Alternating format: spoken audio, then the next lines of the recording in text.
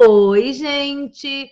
Estavam com saudade de mim? Pois é, né? A vida anda muito louca e eu tô aí preparando muitas coisas a respeito dos vestibulares, outros vídeos para entrarem aqui de volta no canal, para não abandonar vocês. Mas estou voltando e eu escolhi para a gente conversar hoje um tema. A gente não vai falar de um livro específico, né, de uma obra específica, como vocês estão acostumados aqui no canal, mas quero fazer alguns vídeos falando um pouco sobre como é que eu vou dizer, técnicas, digamos assim, não é uma coisinha assim, sabe, tipo básica, não é vídeos e dicas. Eu queria falar um pouco sobre técnicas de leitura, né, como que a gente lê melhor. E aí a primeira coisa que eu pensei, quando a gente fala sobre isso, é que eu penso e eu acho que existem, pelo menos na minha vida, três tipos de leitura diferentes, né? O que eu estou chamando aqui de leitura por prazer, a leitura que a gente faz por fruição estética, que eu vou ler uma coisa que é bonita, ou por prazer, eu vou ler uma coisa que me agrada. E aí que entra a leitura de lazer, né? Quando você lê uma coisa que você gosta. A leitura que a gente faz por estudo, que é o caso das obras do vestibular. É um livro que você está lendo, não porque você quer, não foi um livro que você chegou na livraria e falou, que legal, Quincas Borba, Machado de Assis, quero ler. Não, alguém mandou você ler e você vai ter uma tarefa, né? Vão te perguntar sobre esse livro depois, você vai fazer uma prova, da qual depende muita coisa do seu futuro, aquela coisa, vestibular, né? E existe um terceiro tipo de leitura, que é o que eu estou chamando de leitura diagonal. Eu vou tentar explicar um pouquinho desses três tipos aqui no vídeo, né? Eu acho que a primeira, que é a leitura por prazer, é a mais simples, é a sobre a qual eu tenho menos coisa a falar, porque para ela existem menos regras, né? Quando a gente lê um livro que a gente gosta, porque a gente escolheu. Eu trouxe um exemplo de cada aqui. Por exemplo, eu agora estou lendo este livro da Patrícia Mello, que é uma autora brasileira que eu amo, chama-se Mulheres Empilhadas, e como você pode imaginar, fala sobre feminicídio, sobre violência contra as mulheres. Eu estou muito no começo, ó, página 28 ainda, tá? Estou no comecinho.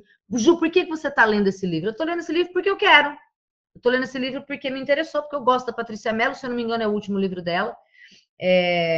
Eu tenho curiosidade, eu gosto do jeito que ela escreve, eu vou fazer alguma coisa com esse livro depois. O professor sempre faz, né? A gente sempre pensa, nossa, será que dá para trabalhar em uma turma ou não? Mas o meu principal objetivo com esse livro, eu estou lendo porque eu quero ler, porque eu achei ele legal, né? Me interessou. Então, eu leio, por exemplo, no clube, na beira da piscina, deitada na rede, deitada na minha cama. Eu amo ler deitada, né? Eu não tenho nenhum compromisso com essa leitura, sabe? É simplesmente pela fruição, pelo prazer, pelo lazer. No momento de lazer, eu vou ler esse livro porque eu gosto, porque eu tô afim, né? E aí, de novo, existem poucas regras para isso, né? Porque cada um tem prazer de um jeito, cada um, o seu momento de lazer é de um jeito. Eu, por exemplo, quando tô lendo, não gosto de música, né? Mas eu posso ler o bagulho desses comendo, eu posso ler um bagulho desse até tomando uma cervejinha, se eu quiser, porque não tem problema, né? Sei lá, tipo, ai, vou perder. Não, claro que eu não vou tomar um engradado de cerveja, até posso. Mas, sei lá, eu tô querendo dizer, não preciso ter uma concentração absurda, que, como eu disse, não vai ter nenhuma tarefa depois, né? Posso ler deitada, posso perder uma parte. Tem um vídeo aqui no canal que são os direitos do leitor, Daniel Penac. Se eu não gostar, eu posso largar, eu não sou obrigada a continuar, né? Se aparecer uma outra coisa mais interessante, eu posso deixar ele começar outro e posso voltar ou posso não voltar. Como eu disse, as regras são poucas, são diferentes, né? Diferentemente de um livro que a gente lê por obrigação. Eu trouxe uma mensagem do Fernando Pessoa, que está na lista da FUVEST, porque é isso. Por que eu fui ler mensagem do Pessoa? Porque eu quis, eu cheguei na livraria e falei, olha que legal mensagem, quero ler. Não foi exatamente o caso. Eu fui ler porque ele estava na FUVEST. E aí, este é um livro que eu estudei.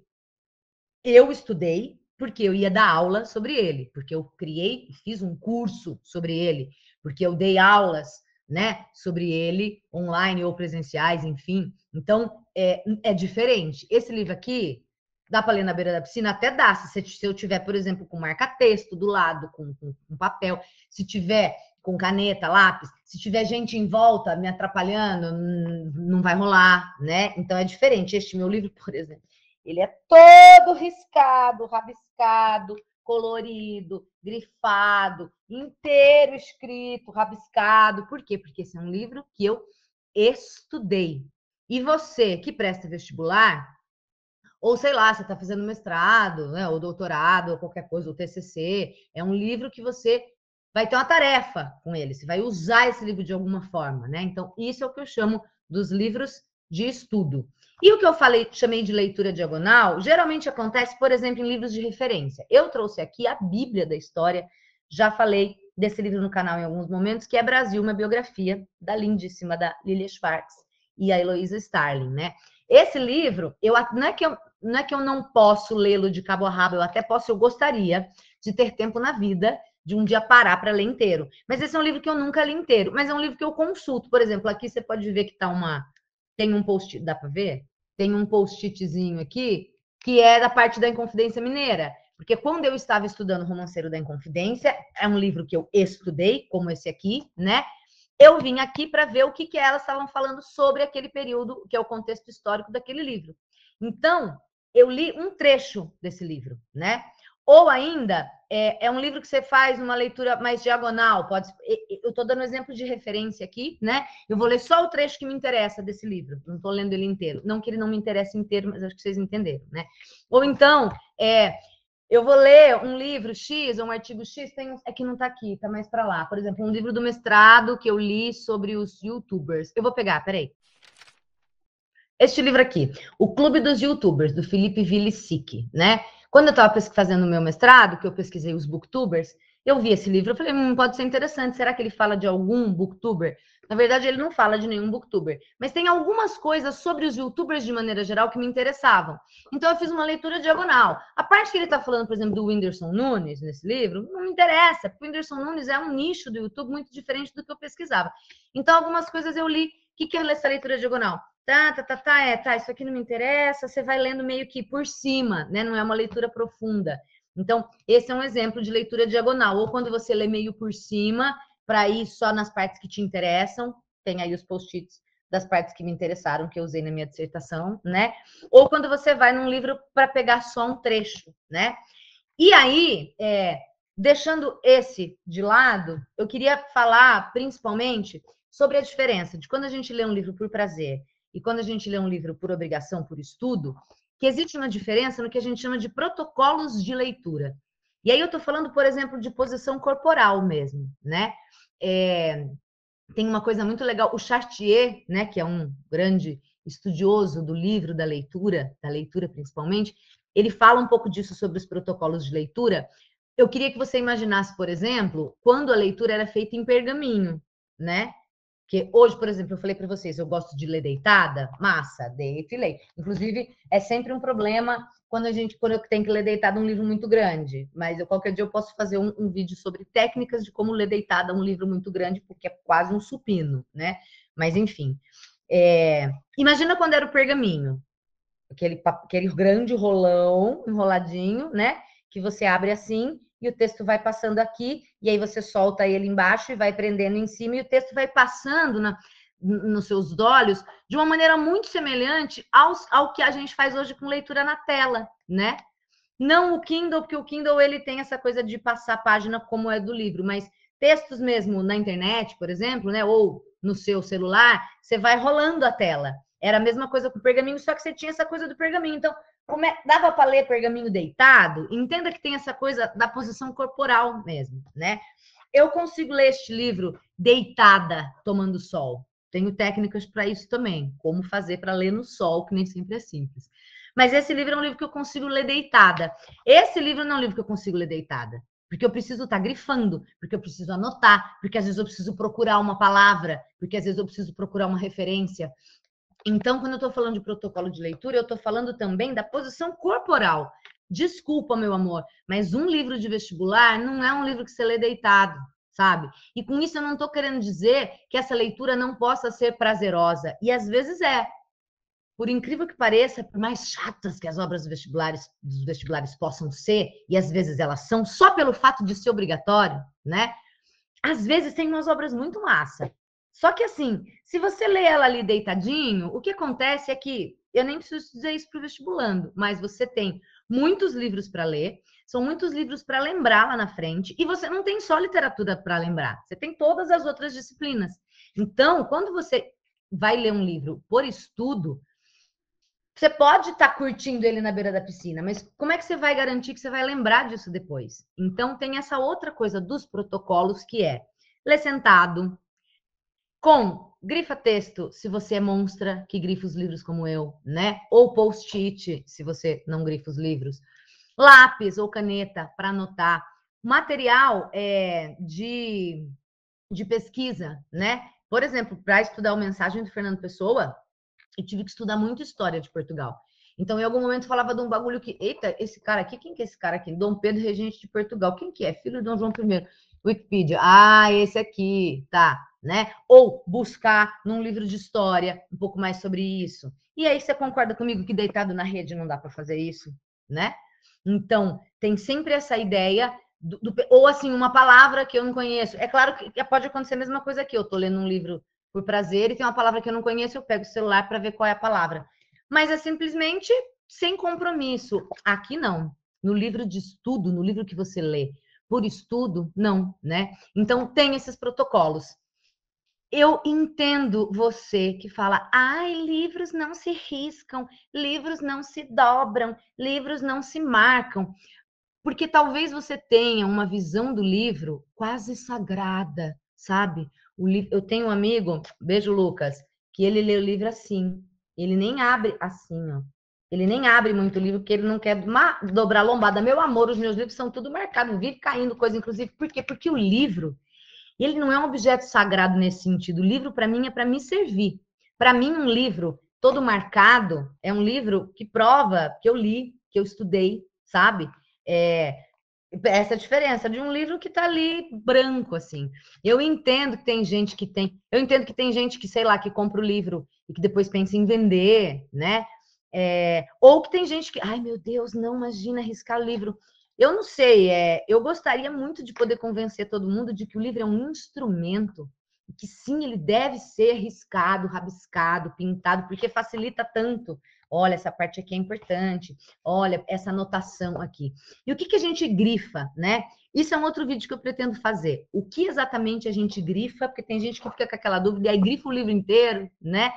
O que a gente pode grifar? O que a gente pode anotar? Essas anotações, muitas vezes, são quase que traduções. Eu, às vezes, faço isso, sabe? Tipo assim, puxo uma chave. Nesse parágrafo aqui, na verdade, ele está falando disso. Tipo, brigou com a mina e se arrependeu, sei lá. E meio que resumo aquele parágrafo ou traduzo, quando o autor usa uma linguagem muito empolada, traduz, deu ruim, sabe? Deu merda. Traduzo algumas partes assim.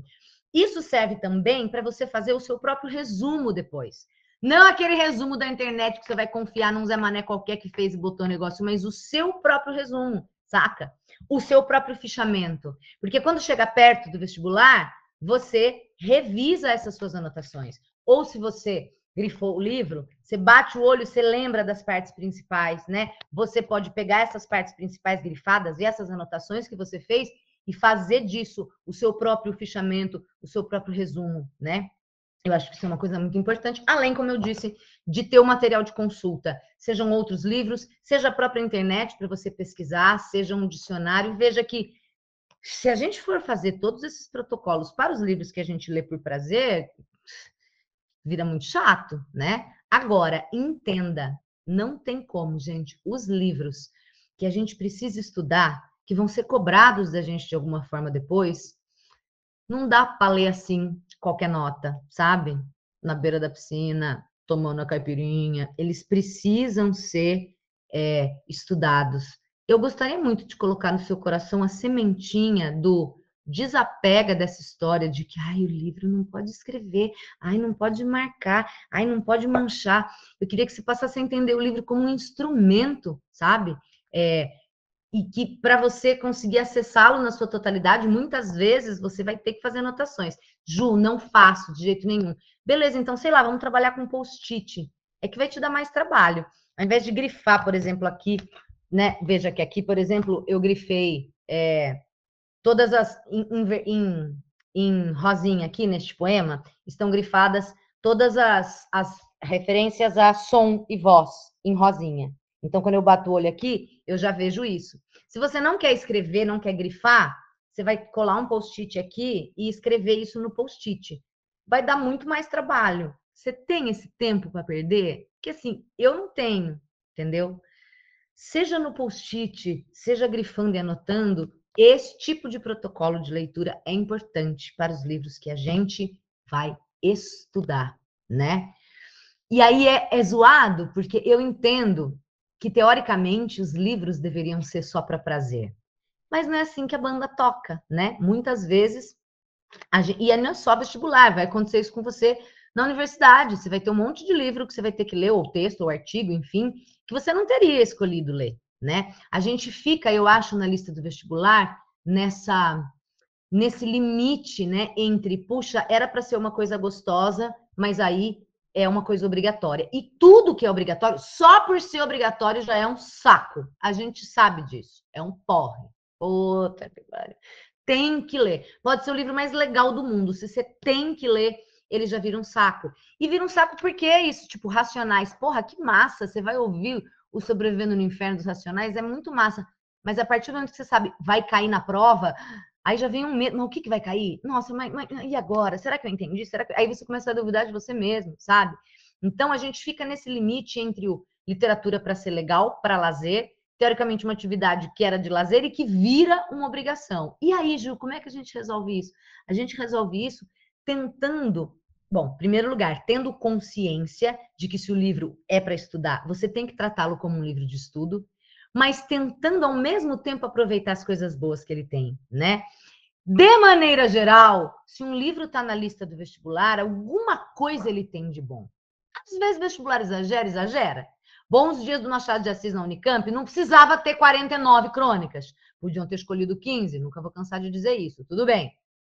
Mas mesmo assim, nessas 49 crônicas, vai ter muita coisa massa, sabe? E a gente precisa encontrar isso. Eu acho que é tipo remédio, assim, sabe?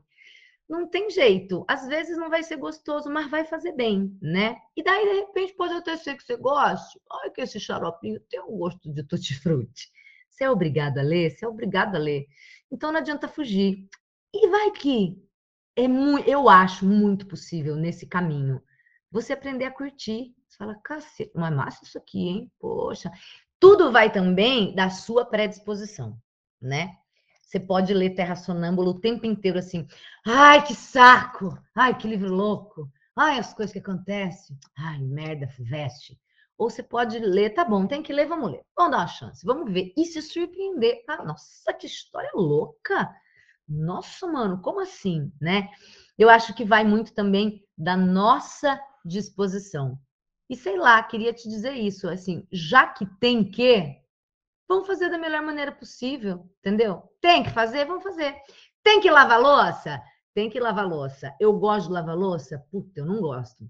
Aí o que vai acontecer se eu não lavar? Nada, ninguém vai vir lavar para mim, ela vai ficar ali, criando bicho. Então, já que tem que fazer, porra, vamos botar um podcast massa, vamos botar uma playlist massa para tocar, vamos usar o detergente mais cheiroso que tiver e vamos fazer disso a melhor maneira que eu puder fazer. Você está obrigado a ler um livro? Tem que ler, tem que ler. O que acontece se você não ler? Mano, não vai ler, não vai saber responder. Resuminho, análisezinha não vai te ajudar nisso. Então, vamos fazer da melhor maneira que eu puder fazer. Vamos nos cercar de materiais novos, post-it, marca-texto de todas as cores, a louca. Lápis novo apontado, post-it novo, bloquinhos, cacete A4. E se você tiver ajuda, fica muito melhor. Eu tô aqui sempre tentando ajudar. Beleza? Sei lá, diz aí, você concorda? Você acha que tem um outro tipo de leitura que eu não falei? Ou sei lá, você não concorda comigo? Nada a ver o que você falou. Sei lá, estamos abertos. Diga aí. Tá bom? Um beijo e até a próxima!